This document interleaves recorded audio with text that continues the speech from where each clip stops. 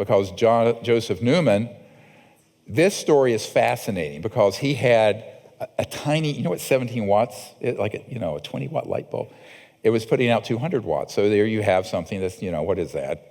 15 times, 10 to 15 times more output than input. And this is in the 80s. This is 40 years ago. And here's what happened. He kept the whole thing so secret.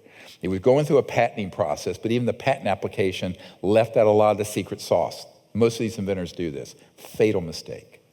And what happened is that it was all covered up, that he actually was taken to court. Patent office said, even though he had proof that it worked from multiple very esteemed scientists, patent examiners, there was a master appointed for the court that proved that the thing actually did as he said it did, and he got nowhere. He took this to his grave. Look at this video that you're going to see in a moment.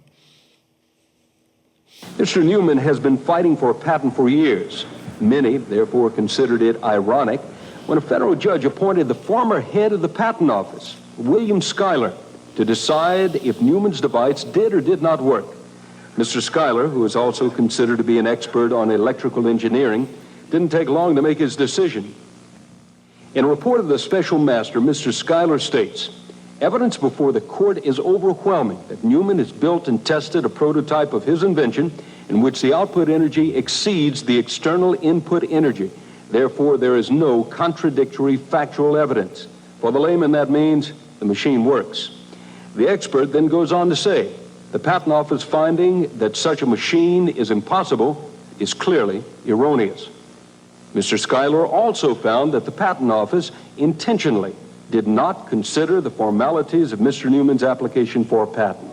Why wouldn't you go along, again, with a master that's former head of the Patent Office, who has credentials that the judge called outstanding?